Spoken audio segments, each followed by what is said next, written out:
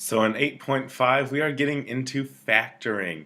Factoring means we're going to write it as a product. So our term will be written as a product, which remember is multiplication. So we're going to use the distributive property today, and we're going to use it in reverse. Usually we're used to one term going out over distribution. We're going to bring that term back, kind of like we did with some of our literal analysis questions, or literal equations in chapter 2.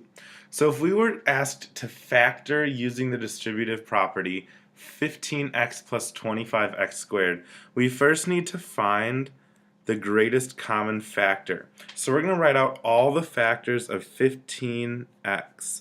The factors of 15x, well 15 we get with 3 times 5 times x, and 25x squared we get by 25 is 5 times x times x. We're going to see what's the same. What's the same? We see we have a 5x in common between both, so the GCF is going to be 5x. So I'm going to rewrite this term as a product of the greatest common factor. So I'll say that it's 3 times 5x plus 5x times 5x. Really, that's 3 times 5x is 15, 5x times 5x is 25x squared. Then I'm going to use the distributive property and factor out this 5x, and it'll be left times the group 3 plus 5x. And there we have just factored 15x plus 25x squared. So now let's look, we have three terms with which we're going to do this. So negative 4a squared b. Our factors here, we have a negative 1 times 2 times 2 times a times b. Negative 8ab squared has a negative 1, 2, 2, 2, a, b, and b. If you need to do some factor trees, and you know where you do the 8 and the factors are 4 and 2 and the factors of 4 are 2 and 2 to do all your factors, that's great. And then 2ab, we have 2 times a times b.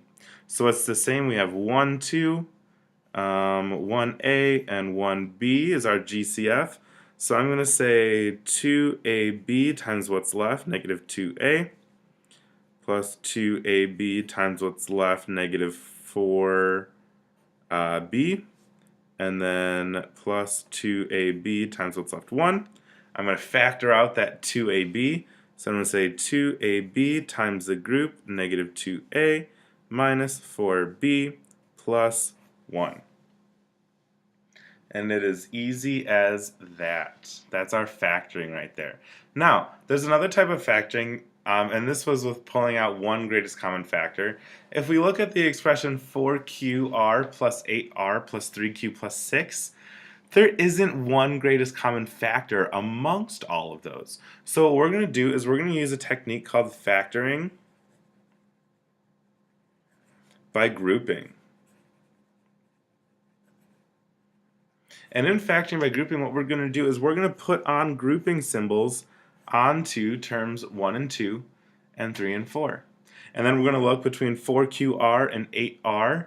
We can factor out a 4r and be left with q plus 2. And in 3q plus 6, we can factor out a 3, so plus 3 times q plus 2. That's what's left over. Then we notice both of these are being multiplied by q plus 2. So we're going to use distribution and bring that whole quantity out. We're going to have q plus 2 times 4r plus 3. Are you in doubt? Do you not believe it? Factor it out. Do what you need to do to factor or to FOIL this now product out, and you'll get the original term we had. So if we see rn plus 5n minus r minus 5, it might be easiest if we put a little plus in here when we do our groups. It's always easiest to have addition. So rn plus 5n, we have n times r plus 5. Let's see, our goal is to get r plus 5, so let's say I'm going to factor out a negative 1 so that I have r plus 5. Then I factor those r plus 5s and get r plus 5 times n minus 1. And I used grouping and the greatest common factor to do that. Now, when I apply my grouping to 15a minus 3b plus 4b minus 20, in the first group I pull out a 5a, sorry, not a 5a, a 3a, and I'm left with 5 minus b. Now, I need to pull something out to get 5 minus b, but it looks like if I pull out a 4, I'll get b minus 5. So I'm going to pull out a negative 4, and I'll be left with negative b plus 5, also known as 5 minus b, so then I can say 5 minus b times 3a minus 4. And there, technically, I used the additive inverse and the multiplicative inverse, but this is tricky and hopefully you won't see it too often.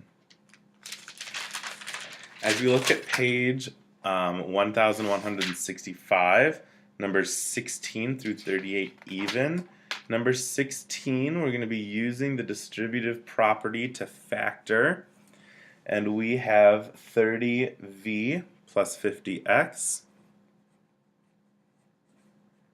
So let's think, what's our greatest common factor between 30 and 50?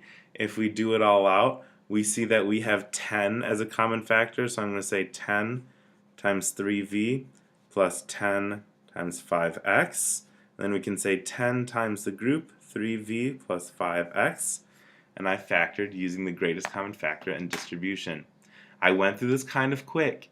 Ask good questions tomorrow, alright? We'll go over some warm-ups, we'll go over some practices, reread this video, rewatch this video, read the book, look at some other videos, okay? Use your tools that you know how to do. Not listening to this video, not paying attention, not watching this video is no excuse, okay? You can do this, we just need to try.